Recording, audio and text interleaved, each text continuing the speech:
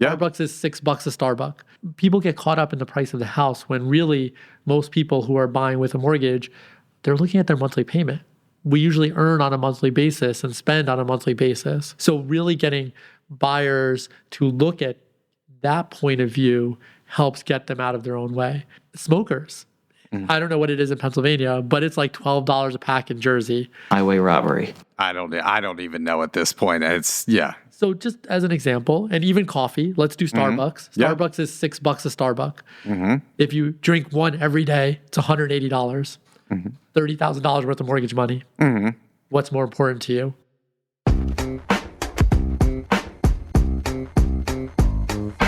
How's it going, everybody? This is Jason Ostrowski, and welcome to another episode of the Everything Real Estate Podcast. Today, we welcome my special guest, Adi Kaveria from BHHS Fox & Roach Realtors in the Metuchen office, into the studio to talk about the beginning stages of the buyer process, specifically having a killer buyer consultation process that you can lean on systematically when gaining new clients. So much of what we focus on as agents is our listing presentation and the selling side of the transaction. But with more buyers looking to purchase homes in 2026, having a smart, well thought out buyer consultation process provides something every buyer needs in order to make an informed decision about purchasing a home, and that is clarity. It's pretty simple. The more clarity you can provide to your buyers, the closer they are to buying, and that's what Adi and I are here to discuss in today's episode. I can't wait to get into the episode with you this week, so let's dive deep into the buying process with Adi Kaveria. Adi, thanks for making the trip down. How you doing, man? We're in studio. That was good. The studio is amazing. So this is so cool. You are my first guest in studio, so I'm very excited to have you here. It's going to be an awesome experience. So I want to start by asking you, because you obviously are in New Jersey, which is different than Pennsylvania in terms of how our buyer agency works. So why don't we start there and make that distinction right off the bat, New Jersey versus Pennsylvania, and let's talk about that a little bit. So for a long time, New Jersey did not have a formal buyer's agency. It existed, but it had no teeth. There was no difference in what you did. You couldn't really get a contract with a buyer in order to protect yourself because they could just go to somebody else. So it didn't really make sense. Way back in 2012, I did ABR for the first time. And even having the ABR, it didn't really have any teeth where I could get them to sign contracts, get a buyer to sign a contract with us, because they could just walk out and walk to the next person and you couldn't do anything about it. So that was the big difference. And with all the new buyer's agency stuff that rolled out across the country, it gave agents a huge opportunity to really create that new marketplace for themselves. And you were talking about a niche kind of market for that in New Jersey. In PA, obviously, we've had buyer agency, I think, since the late 90s. So we're kind of ahead where you were at that time. But I want to talk about specifically that new niche that you're going to be doing and the opportunities that arise from that. So I want to start with the question, why do you believe that a formal buyer interview is critical in today's market? So a lot of what we do, and the reason that I really think it can become a niche for agents, is that it is half of every transaction. If I ask you who's involved in a transaction, there is a buyer and a seller every time. And yet, as agents, we're taught to only focus on getting listings and the seller, and we ignore 50% of a transaction, which could create really brand new niches for agents to focus in. Especially as a new agent, it gives you opportunities where you're not competing against somebody who's been in the market for 30 years, has an established brand, and all of that. The other part of this is, what happens with most buyers eventually, Jason? They turn into sellers. So if you have that relationship and they already trust you on the one side, you already set yourself up for future transactions. I think that's a great point, because the way that I built my business in the beginning, I sat every open house that I could possibly sit. I also took as many renters as I possibly could because they eventually turn into buyers that eventually turn into sellers. So like you had said, if you're a new agent in this business, usually you're going to skew towards buyers and those opportunities because like you said, the more established agents usually are the ones with the listings. Yeah, and that's what happens. They have an established name, so they're much easier for sellers to find out there. As far as having that consult, would you ever take a listing without doing a listing consultation and a listing presentation? Absolutely not. It's the same thing. So if we don't treat it like an equal part and they don't feel like an equal part of it, then we're not treating them the way they should be treated.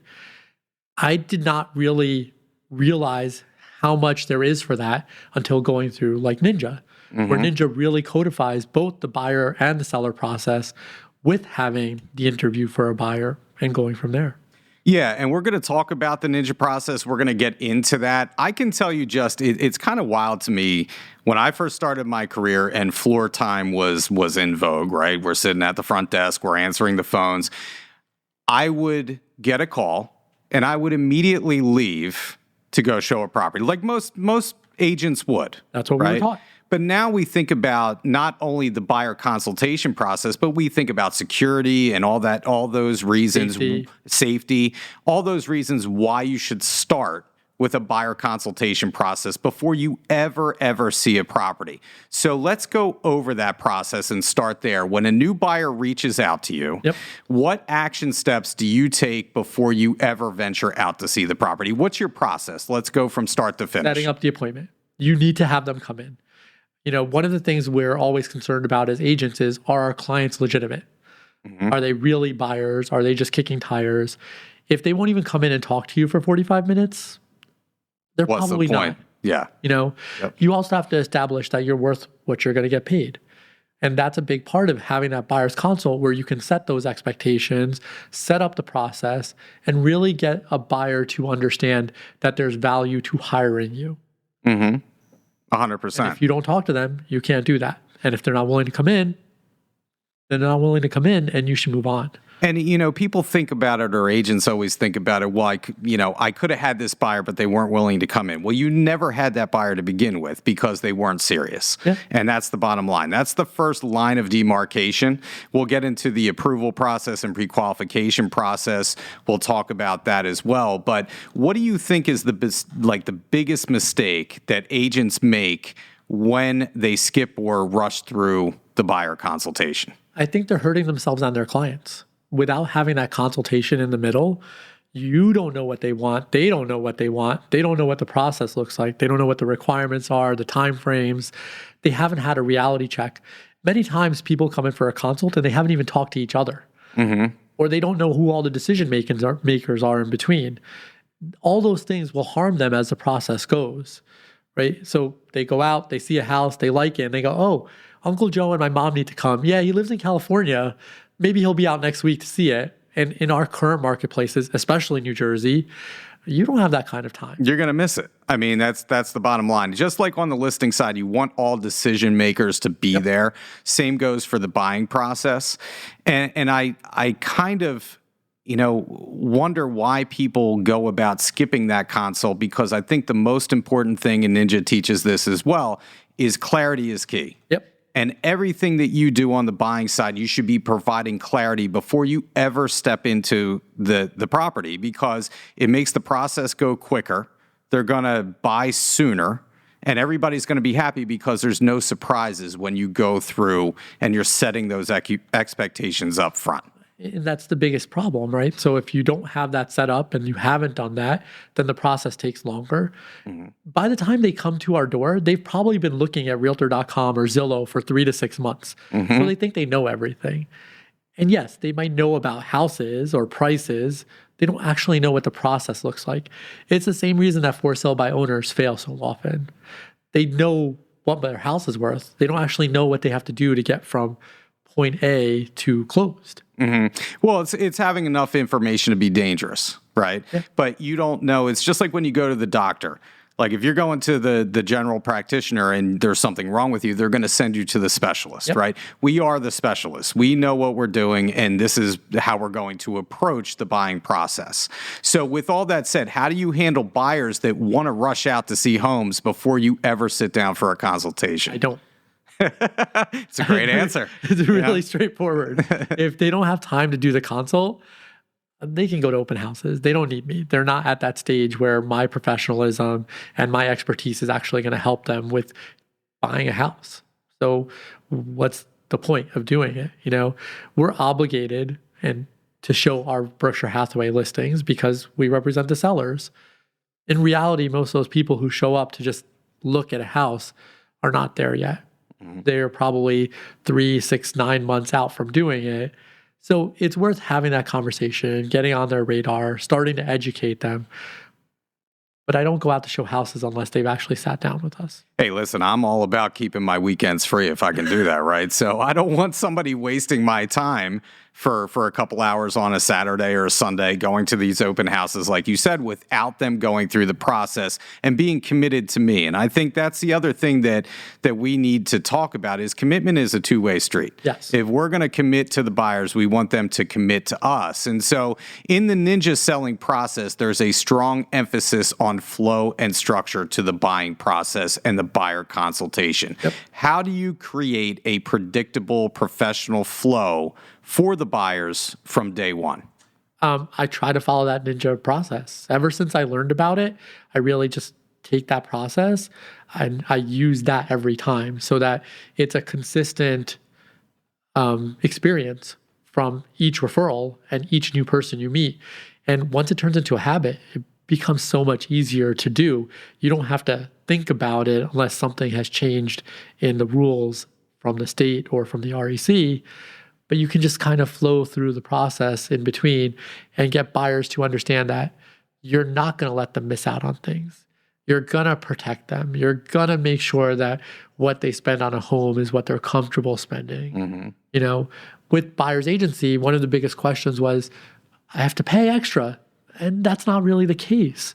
And again, what buyers don't understand is that they were always paying. I actually use Monopoly to illustrate that. So I have props when I do my buyer's consult. I think you told me this before. I think we talked about it in Robbinsville, if I'm not mistaken. It works out great. Yeah. So if I go to a buyer who paid commissions, they usually answer sellers. And I go, that's interesting. Can the seller walk into a ShopRite and buy groceries with their house? No, they really can't. Okay, so who's got the money? The buyer and the bank. Until you give that money to the seller, they don't actually have any money, right? That's why foreclosures happen. That's why short sales happen. You have a property, but you don't actually have money to pay for it. So actually illustrating that to somebody and going, here's a house. Who has all this monopoly money? It's not this person. They don't get this until you hand them the money. So that became a really good way to illustrate for a buyer that their money was always used to pay everybody. They were just never told about it. So now they get to understand that it's their money that's being distributed.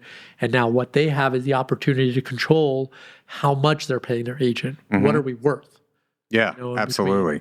Yeah, I think that's a great way to do it. Obviously, people are visual learners most of the time. They can relate to that. And we talk about making the informational digestible for a buyer during a consult. So one thing I like to do in particular is I have my buying process from start to finish. Okay, what is it going to take to actually make the offer? What forms are we going to need to make the offer? Okay, we're now under contract. What's our time periods? We have the inspection period first up. In PA, we have 10 days to make that happen.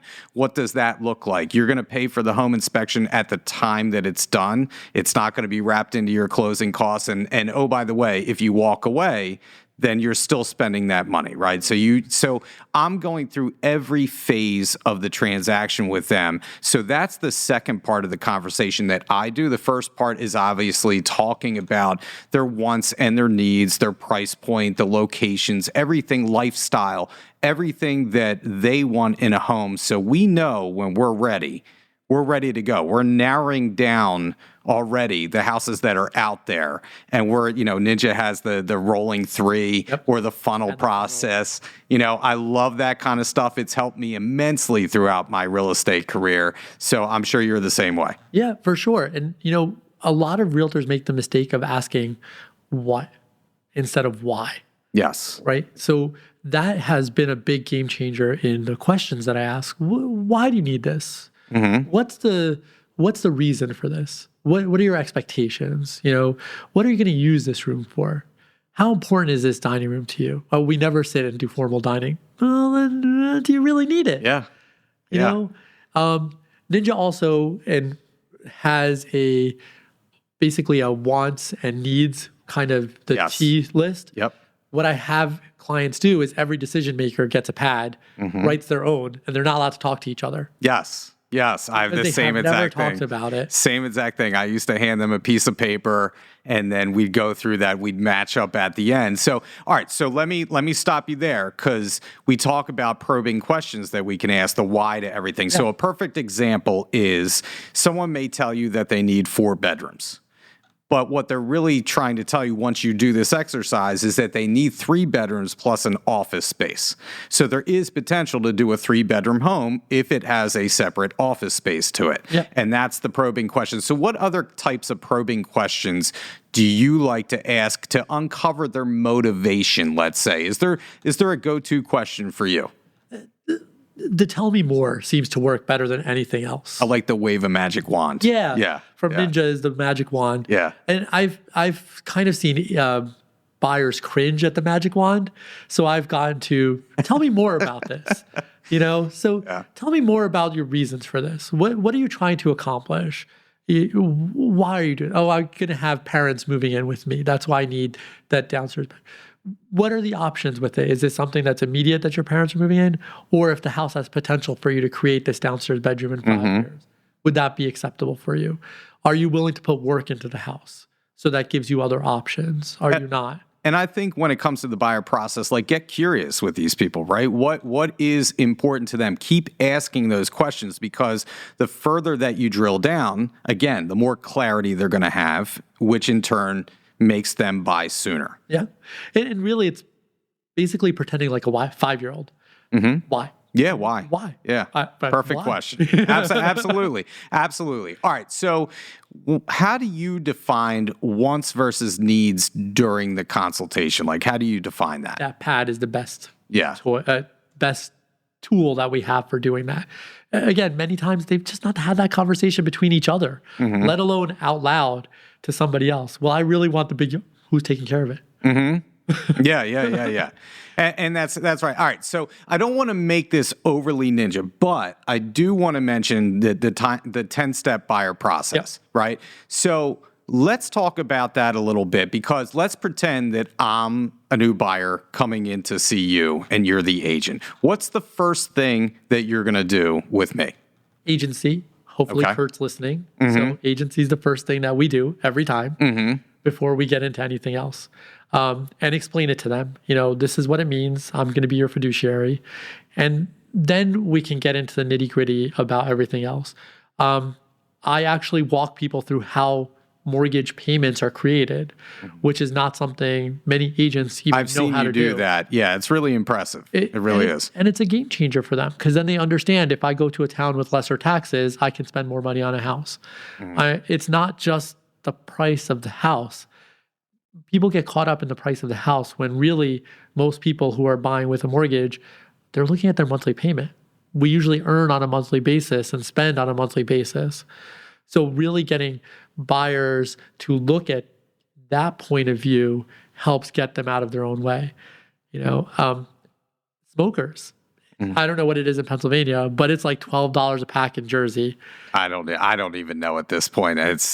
So just as an example, and even coffee, let's do Starbucks. Starbucks is $6 a Starbucks. If you drink one every day, it's $180, $30,000 worth of mortgage money.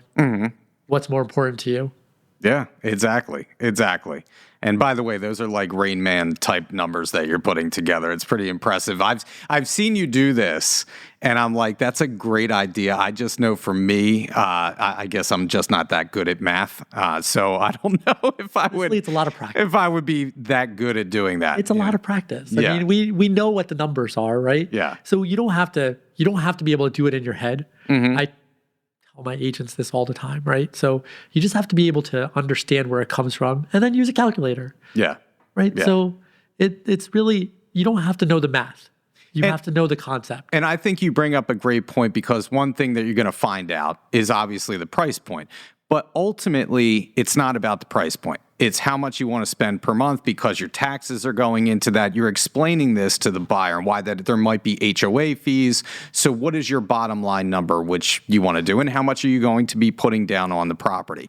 Those are the type of questions, the probing questions we talked about, right? I've had clients come in thinking they could afford 500 and they could afford $1 million. I've had clients come in thinking they could afford 750 and they could afford 250. You know, so that's a tough one to swallow. That's but it happens, you know. Yeah, they're like, yeah. I own a liquor store. I make $300,000 a year. Yeah, but you don't show that on paper. It doesn't work that way. Yeah.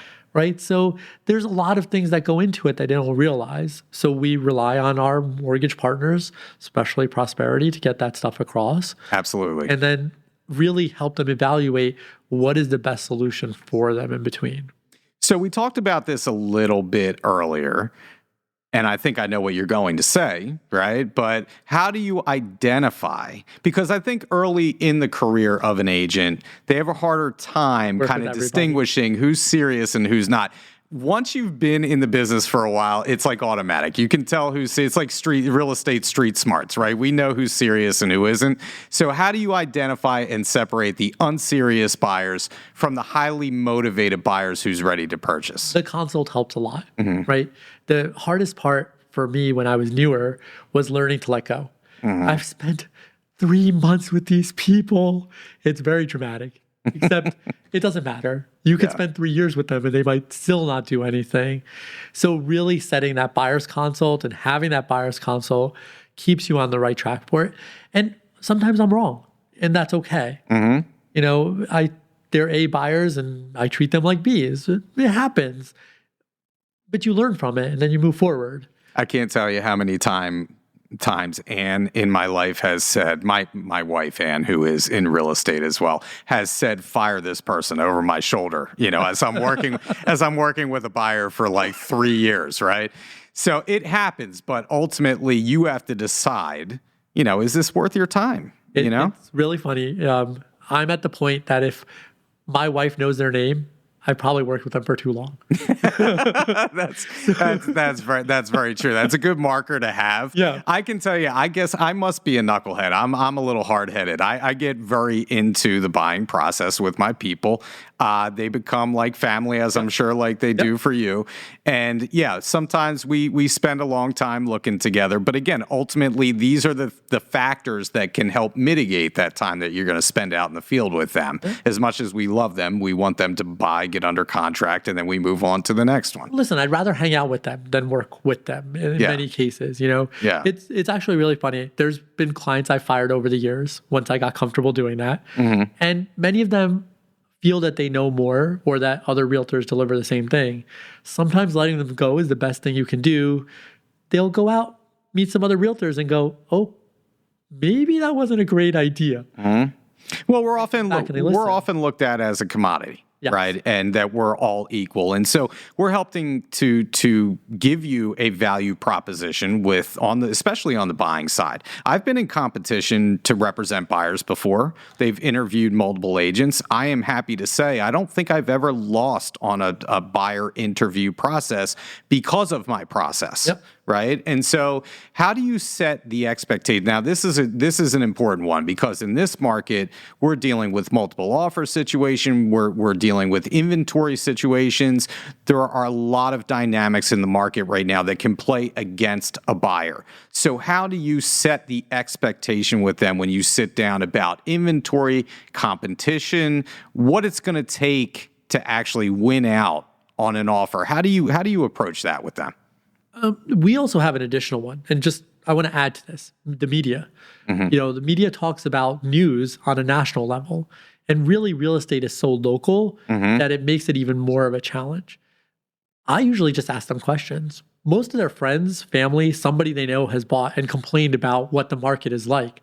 So if you start asking those questions, then you can walk right into their expectations about it, and I tell them on average, it takes 8 offers for an offer to be accepted. The first 3, you're going to listen to Uncle Joe instead of me, who bought 20 years ago in a really crappy market.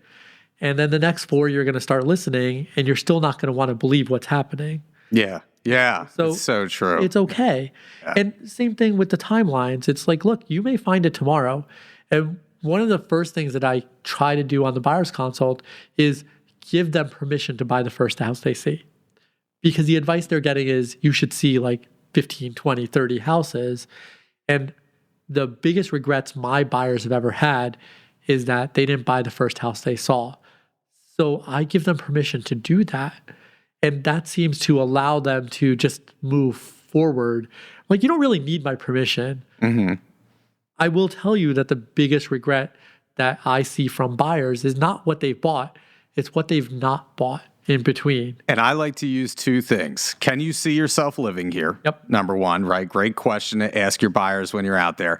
And the 85% rule. Yep. Because the 85% rule, for those that are listening and don't know what the 85% rule is, if a house has at least 85% of what you want in it, it might be time to write that offer, because very rarely do you ever get 100% of what you're looking for. So that helps to clarify, again, clarification in a buyer's mind when you're out there and they're stepping into their first house and it has everything they want, but they think that they need to go out and look at more houses.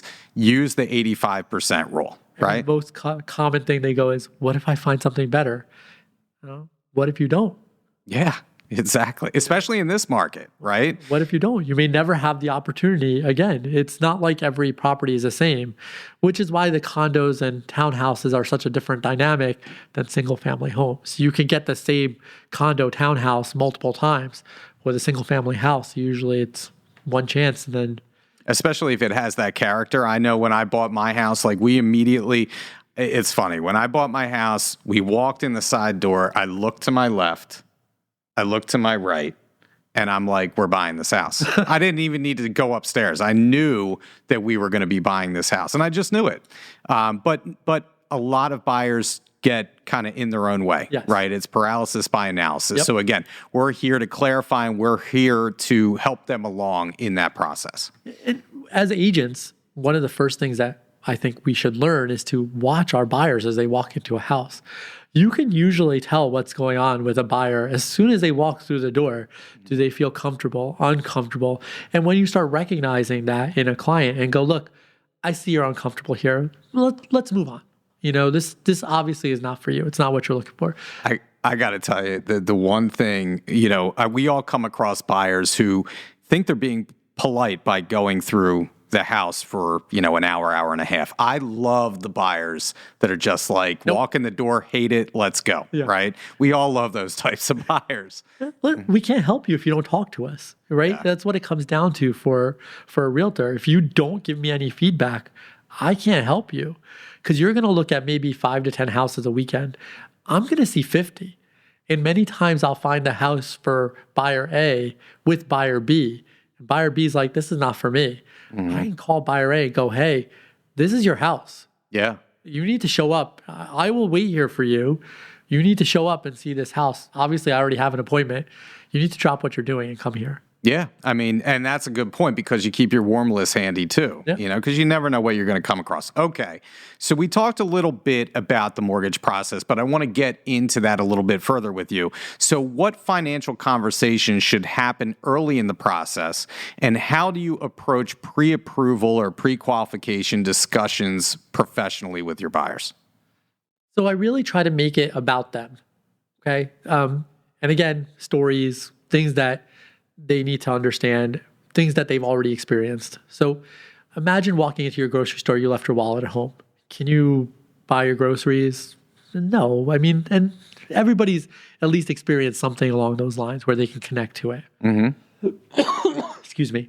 So I try to give them those stories, let them connect to that, and then go, this is the same thing. If we walk into a house that you want to purchase, I don't want you to feel rushed in getting your pre-approval, getting your finances in order. I had a client whose identity had been stolen. We didn't find out till we did the pre-approval. And then you are in trouble because we can't do anything for you. It's going to take you 6 months, a year to get your identity theft cleared up.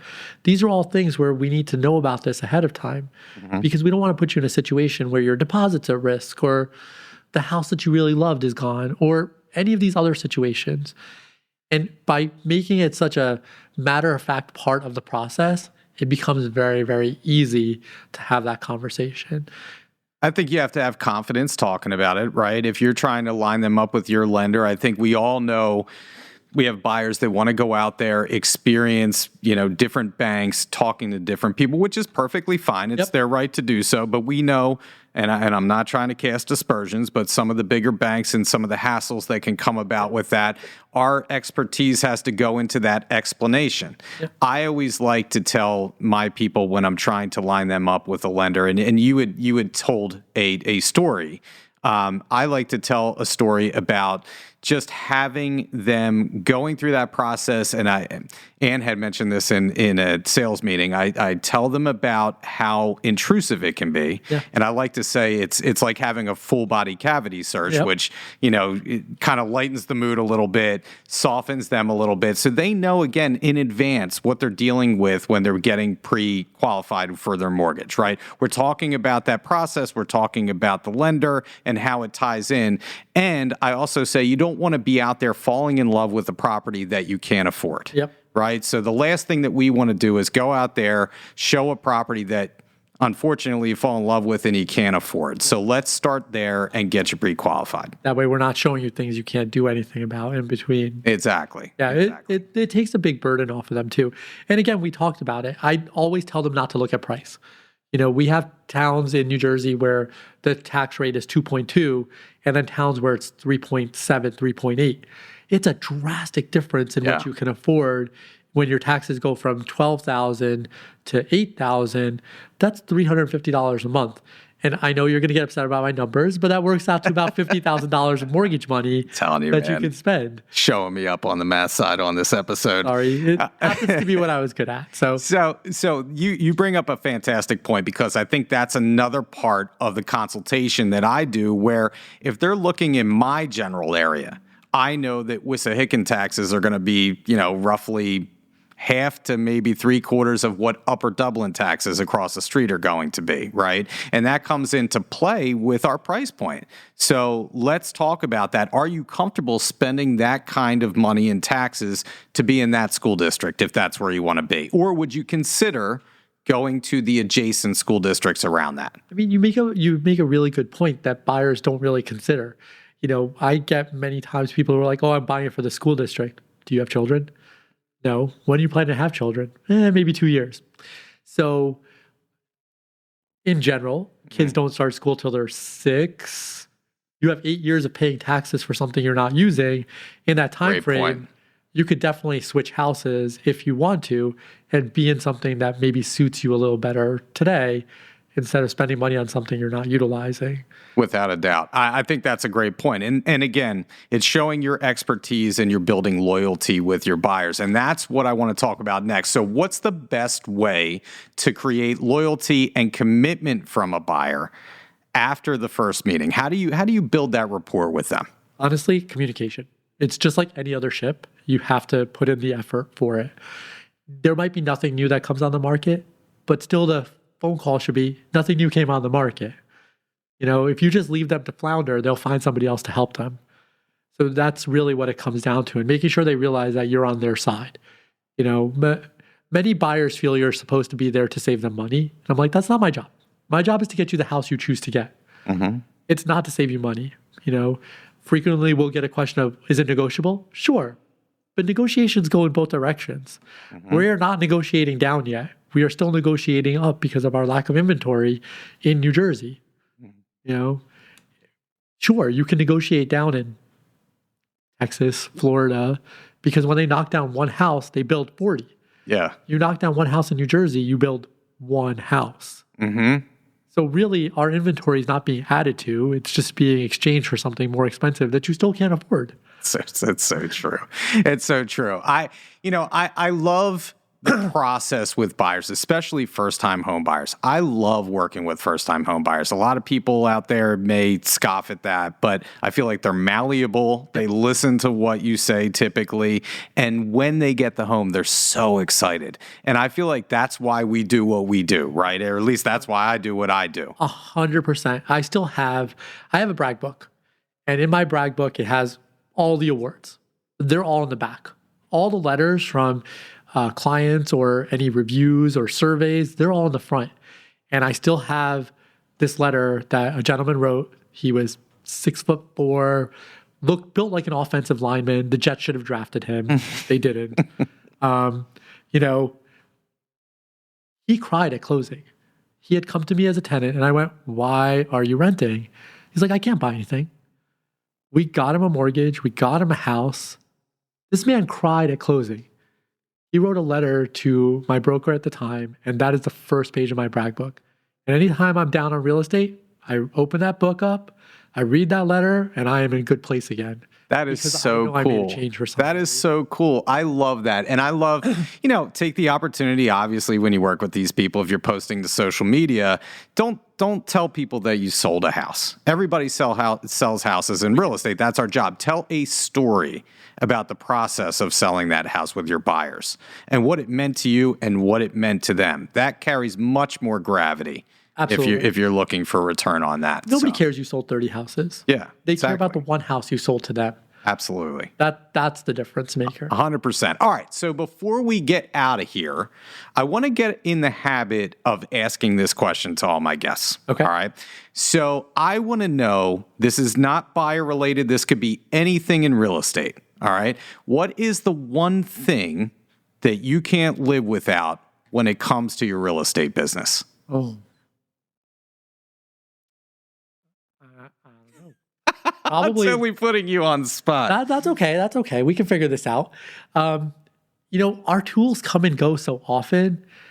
I think it's really other agents that really make the difference for this, in being able to learn from them and grow from them and having those.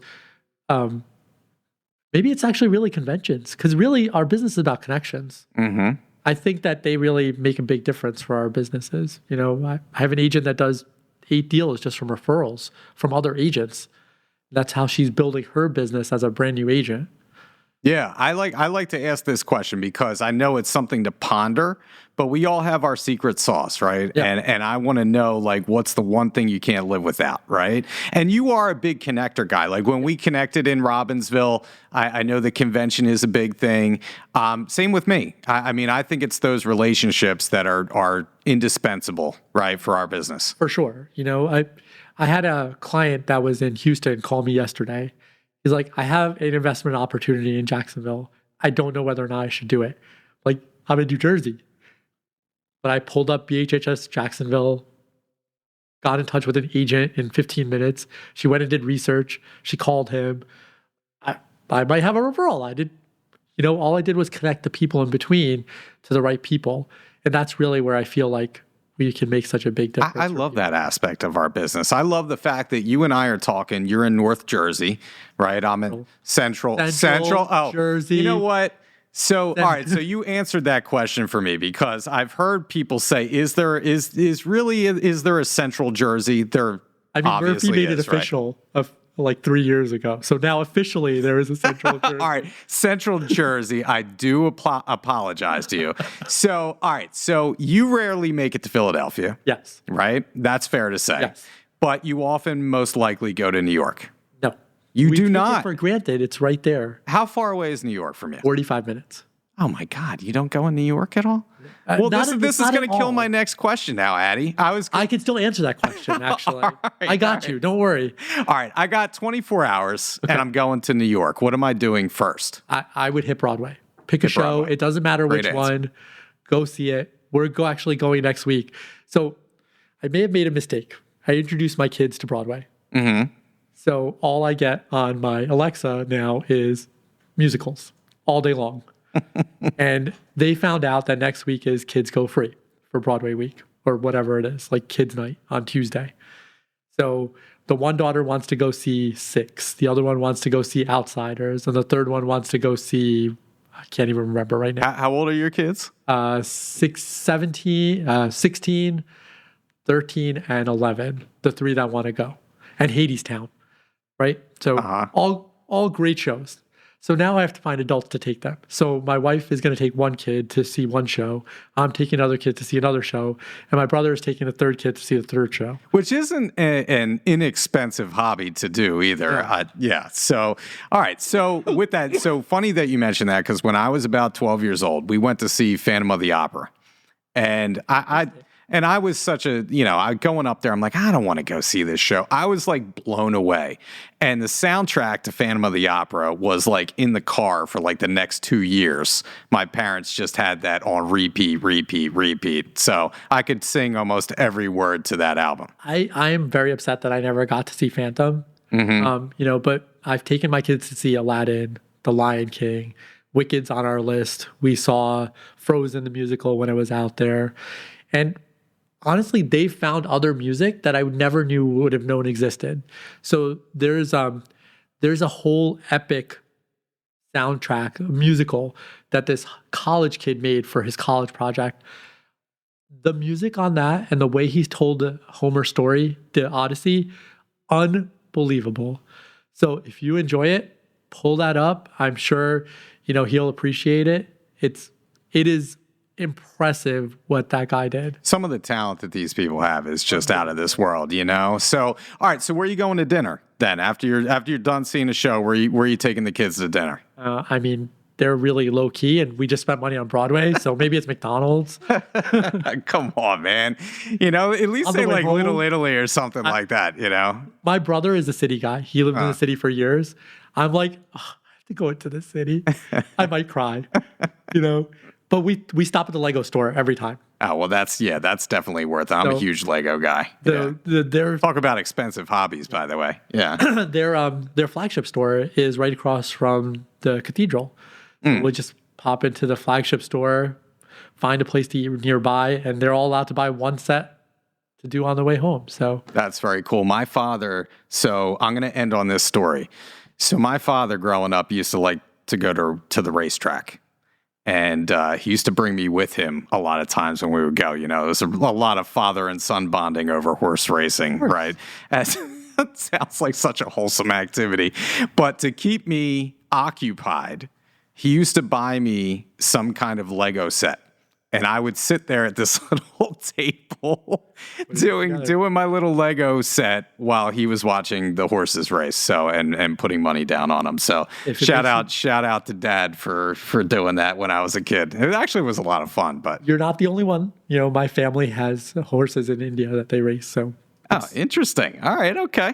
All right. Well, listen, Adi, it was great having you on. Thank you for giving me your expertise about the buyer process. Thanks for coming down, man. Of course. My pleasure. We could have made this happen remotely. You were willing to take the trek down here. I really appreciate it. And I'm sure I'm going to be seeing you for probably another math session before long. I'm happy to do it. I could do it on the fly over the phone. Thanks, Adi. I appreciate it. Absolutely. Well, that's it for the podcast this week. We will be back in another couple of weeks with a new topic, a new guest. And as always, if you want to hear something that we haven't covered yet, please reach out to me, jason.ostrowski@foxroach.com. And if you haven't liked or subscribed or checked out our YouTube channel yet, please do so. It helps us to reach more people. Once again, this is Jason Ostrowski saying stay safe out there, stay selling, and we'll catch you on the next episode of the Everything Real Estate Podcast.